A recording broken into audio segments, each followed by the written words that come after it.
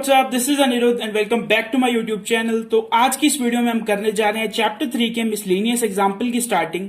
आज हम करेंगे एनसीईआरटी एग्जाम्पल नंबर 25 एंड 26। सभी मिसलेनियस एग्जाम्पल्स का वीडियो लिंक आपको मेरे डिस्क्रिप्शन बॉक्स में मिल जाएगा। इसके अलावा जो स्टूडेंट इस चैनल पे पहली बार विजिट कर रहे हैं उन्हें मैं बता दूं कि इस चैनल पे हम क्लास 11th का कंप्लीट मैथ का कोर्स कर रहे हैं। अगर आपको क्लास 11th मैथ का कंप्लीट कोर्स करना है तो आप इस चैनल को सब्सक्राइब कर सकते हैं। स्टार्ट करते हैं एग्जाम्पल 25 से। एग्जाम्पल 25 में हमें पूछा हुआ है if sin x is equal to 3/5 and cos y is equal to -12/13 where x and y both lies in second quadrant, find the value of sin x plus y। Simple सा question है, हमें value find करनी है sin x plus y की। sin x plus y का हमें formula पता है, sin x cos y minus cos x sin y। अब इसके अंदर हमें sin x and cos y की वैल्यू तो देखो गिवन है क्वेश्चन में, ये रही sin x की वैल्यू, ये रही cos y की वैल्यू। हमें cos x और sin y इन दो टर्म्स की वैल्यू फाइंड करनी है। तो सबसे पहले मेरा एम है मैं cos की वैल्यू फाइंड करूं। तो मैं लिख लेता हूं sin x की value, sin x is equal to 3/5। अगर आपको sin x पता है तो आप क्या cos x निकाल सकते हो?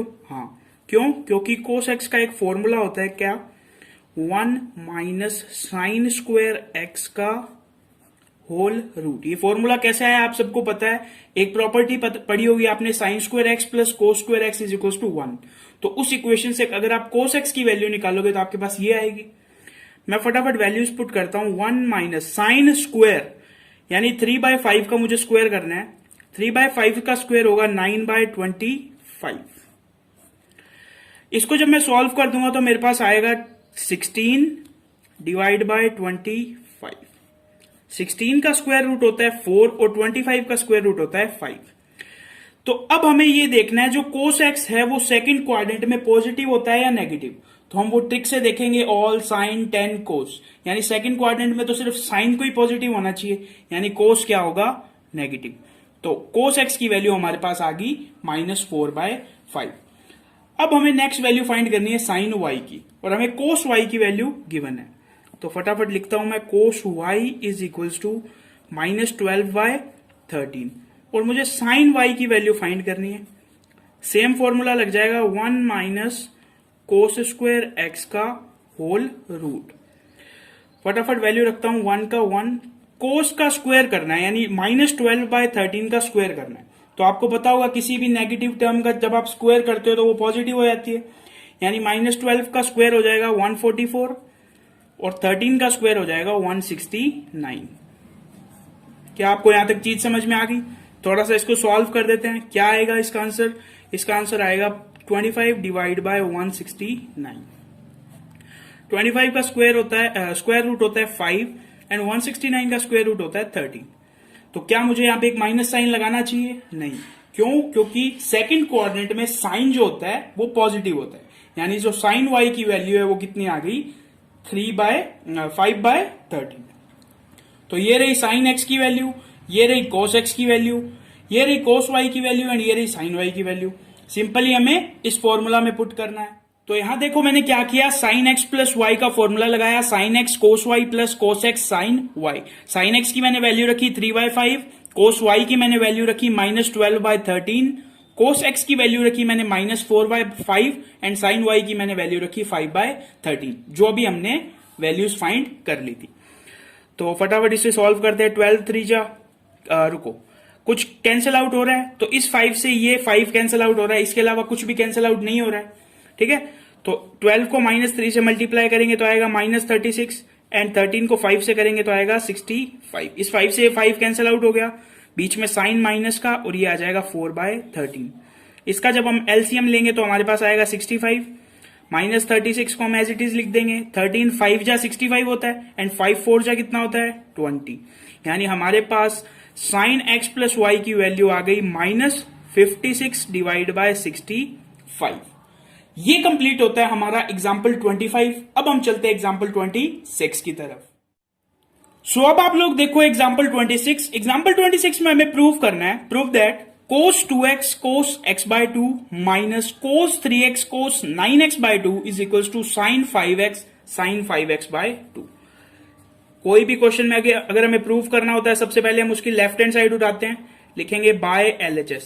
लेफ्ट हैंड साइड को पूरा उठा लेंगे, क्या कर देंगे, cos 2x cos x by 2 minus cos 3x cos 9x by 2। आप देख सकते होगे कि इसके आगे हम कोई भी फॉर्मूला भी नहीं लगा सकते और ना ही इसका कोई एक्सपेंशन कर सकते।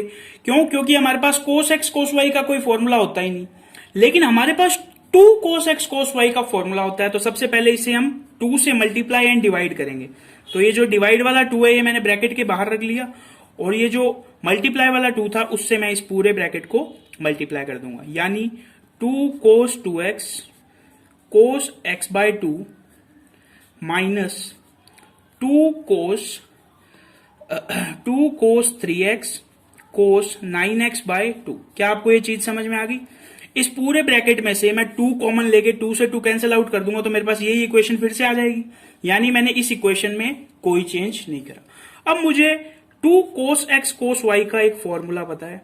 2 cos x cos y का एक फॉर्मूला होता है, क्या होता है, cos x plus y plus cos x minus y। ये किसका फॉर्मूला होता है? 2 cos x y का, cos x cos y का। तो ये देखो, ये रहा 2 cos x cos y minus 2 cos x cos y। तो इसमें और इसमें ये फॉर्मूला लगाएंगे। तो 1/2 को मैं बाहर ही रहने देता हूं। सबसे पहले लिखना है cos x प्लस y, यानी cos 2x plus x by 2। फिर लिखना है plus cos x minus y, यानी 2x माइनस x बाय 2। अब ये लगा हुआ है माइनस का साइन, तो मैंने माइनस लगाया। फिर मुझे इस चीज को भी सेम इसी फॉर्मूला से एक्सपेंड करना है। मेरे पास आएगा cos x प्लस y, यानी 3x plus 9x divide by 2, और माइनस मेरे पास आएगा cos 3x minus 9x by 2। मेरा क्वेश्चन है कि मैंने यहां दोनों माइनस क्यों लगाया? क्योंकि देखो यहां पे माइनस था, तो जब मैं इस फॉर्मूला से एक्सपेंड करूंगा तो यहां पे और यहां पे दोनों साइड माइनस आ जाएगा। अब इसे हमें थोड़ा सा फर्दर सॉल्व करना है।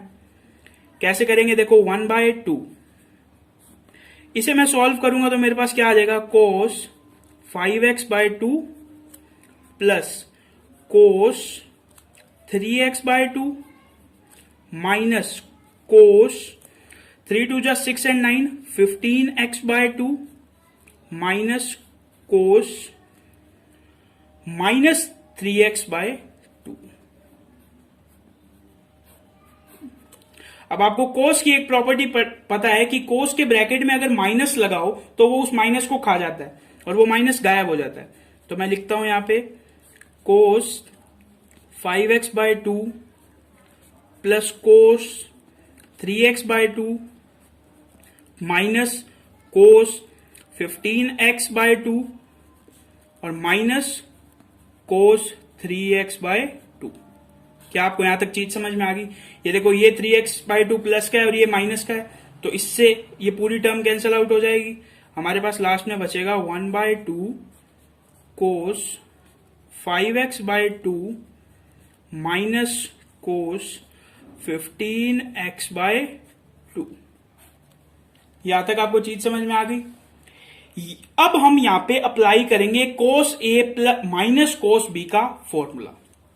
तो हम यहां पहले फॉर्मूला लिखते हैं, cos a minus cos b is equals to minus 2 sine a plus b by 2